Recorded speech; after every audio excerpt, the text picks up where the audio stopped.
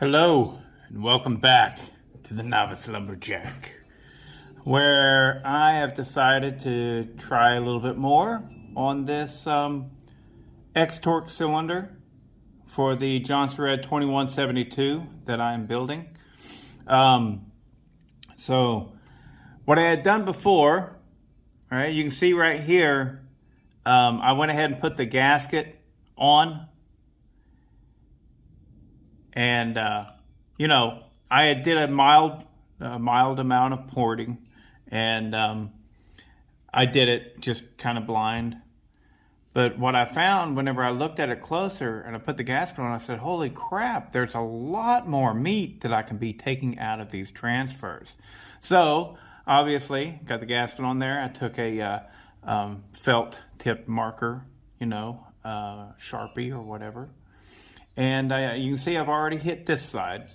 So now that fuel is going to really have a nice wide mouth.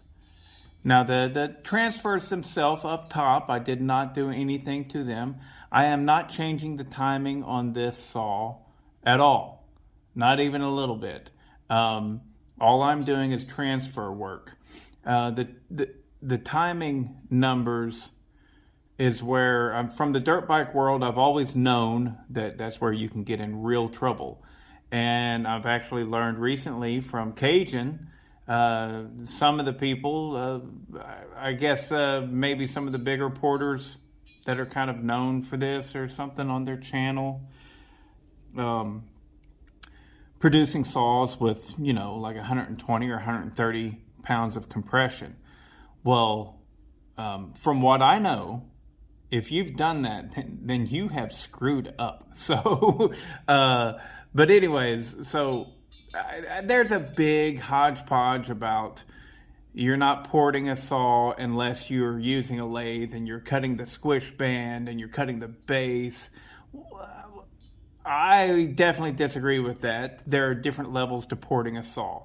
What I'm doing here is a very mild port, and I'm not changing anything. All I'm doing is increasing flow.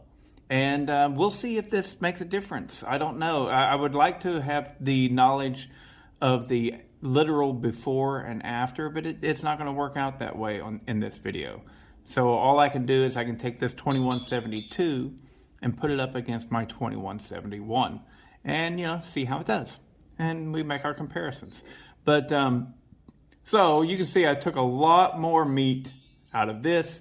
We're going to have a nice flow, and I've got to go ahead and do this one as well. Look at that. That's a lot of meat that's coming out of there. Now, some people think that this won't make any difference at all, and they may be right. I definitely think it's going to make a difference. It probably not going to be like going full out and cutting your squish band and cutting the base and blah, blah, blah, all that stuff. Sure, but there are different levels of porting. This is a mild one, and whenever you start stepping up and you start doing the things like taking the floor out of your intake, taking the roof out of your exhaust, you're going to be taking risks that I am not willing to take on this saw. All right, you're going to be taking risks if you might mess it up further. I personally think that this right here is large enough to flow out everything needed. I'm not going to widen it any, because again, I don't want to mess this up. Take it as slow and steady, learning this process.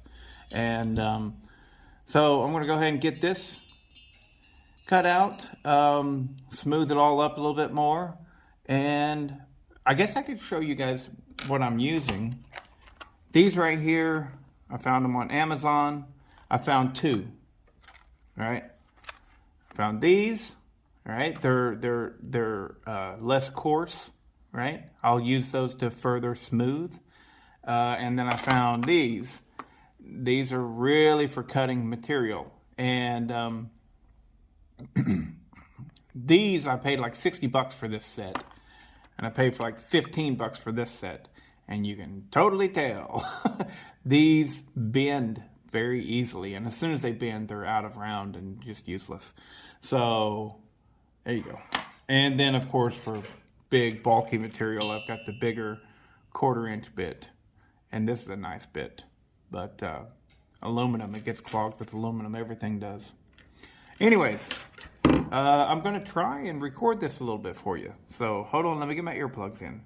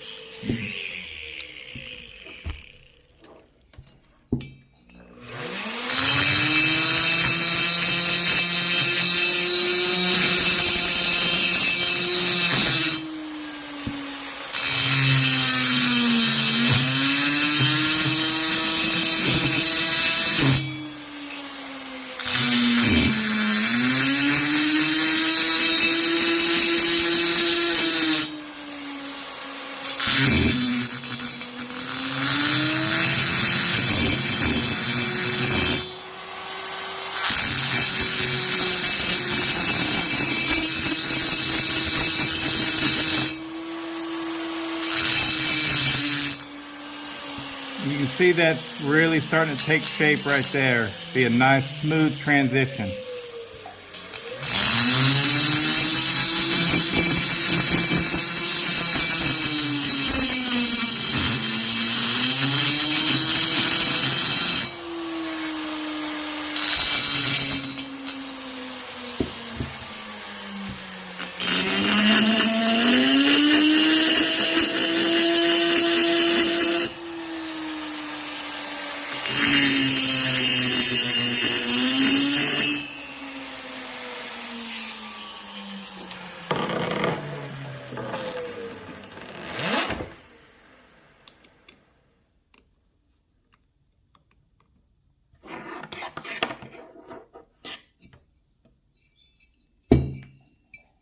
Back to the little guy here.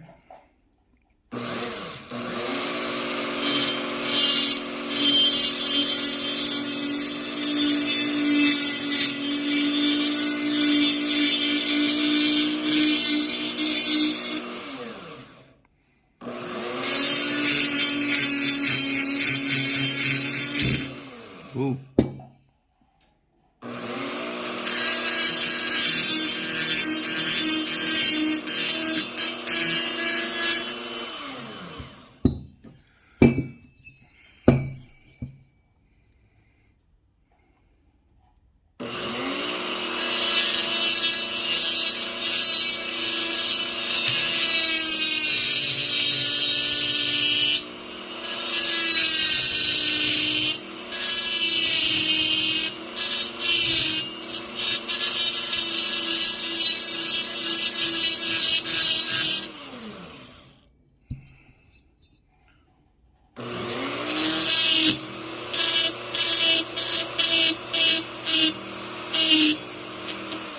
I need to turn that down, slow that out.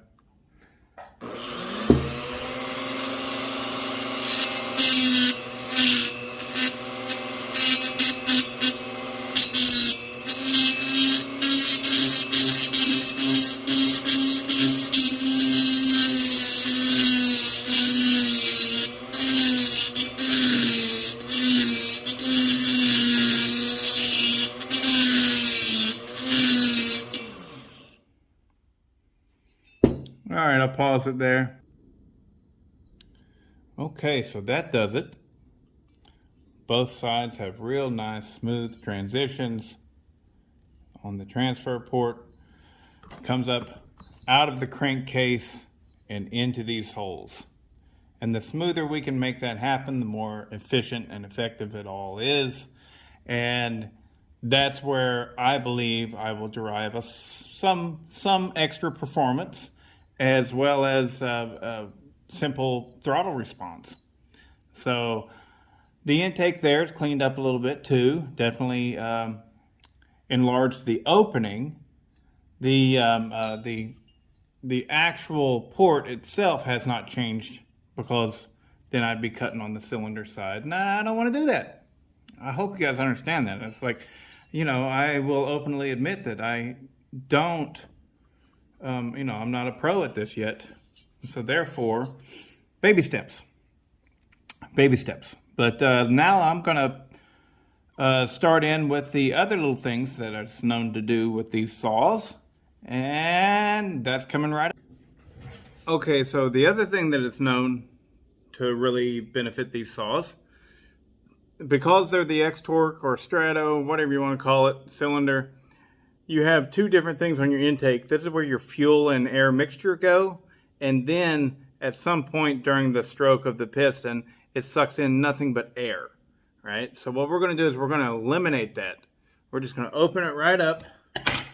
Got a couple different tools here to see what works best for us. And thank you, Walt. Walt, you're the man, Walt. You're the man, Walt. I'm talking about a fleet command. The time that you take, Walt, to share all these little things with us is great. Thanks. Appreciate it, bud. And a lot of you guys, man.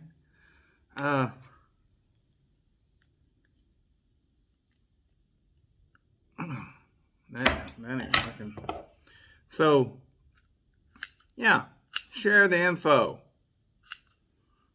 Share the info.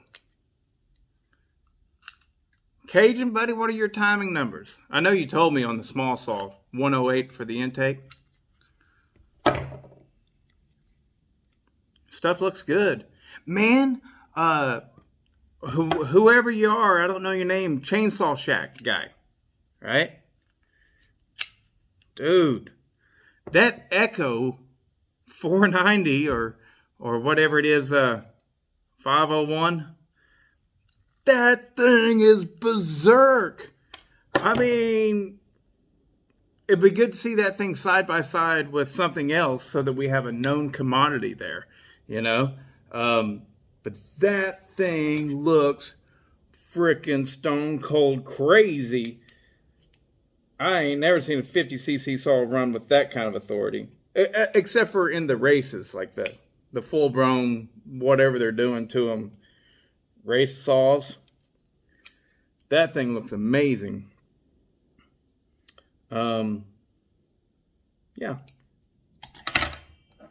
And man, you know, I mean, Cajun, your stuff looks good. Looks very good. I can't believe you got that original edition 346 XP.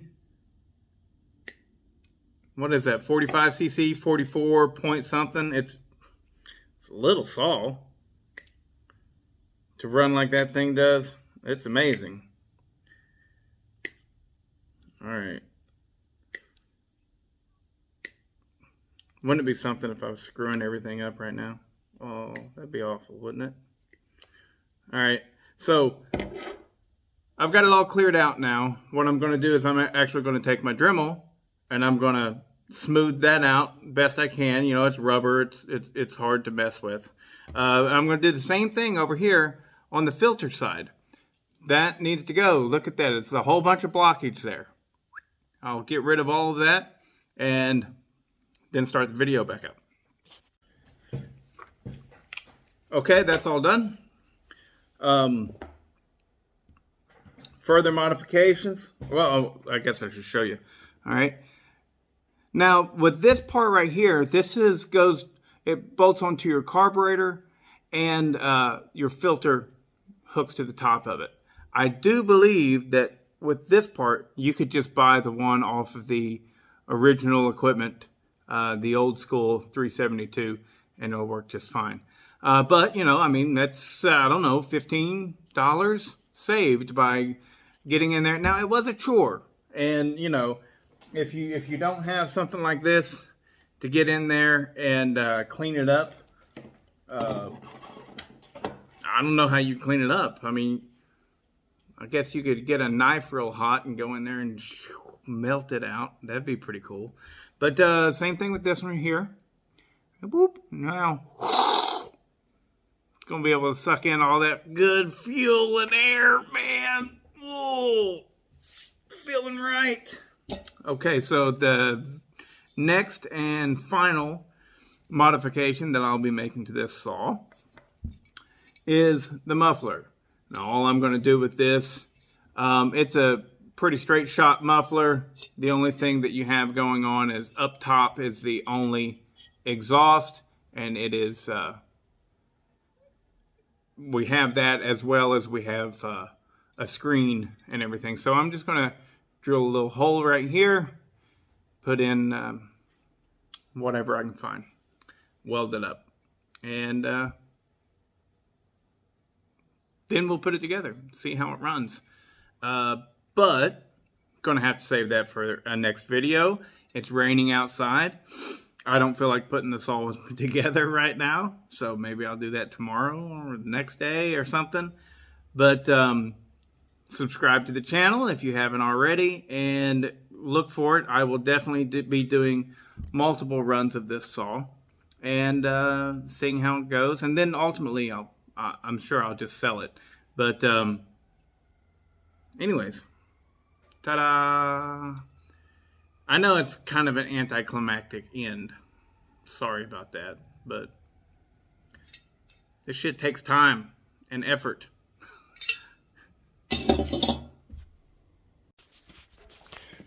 Okay, so there it is. And now that's a proper place to end the video. Yeah. So, it won't be long. We'll see this saw in action. And will it be awesome? I don't know. But I think it'll definitely be an improvement. That's just me. We'll see. I got my tack batteries now, and I can actually use my tack. So whenever I set it up, these things are supposed to be dialed in, I believe, to 13,000 RPMs. So I'll dial it in to 13,000 RPMs. You know, my 2171 is already dialed into 13,500 RPMs. And same bar and chain, we'll do a test, see how close they are. Personally, I got to say, I have never ran a X-TORQ 372 saw. I know the non-X-TORQ ones, they run great, fantastic saws. And I've heard that the X-TORQ version, kind of lackluster performance, kind of meh, doesn't want to rev really quickly, not as much torque in the cut, all stuff like that. It's obviously typical stuff. Doesn't pull as many RPMs. So we'll do a full test. I'll have my tack ready like Hot Saws does. I love that guy. Wherever you're at on God's green earth. You know, he's great, man. Anyways, yeah, I think that's good for this video. And my wife's wanting to go fencing. Wives, right? Wow. I was going to get this one going and put it in some wood. But things are what they are. So anyways, all right. This has been the Novice Lumberjack. Over and out.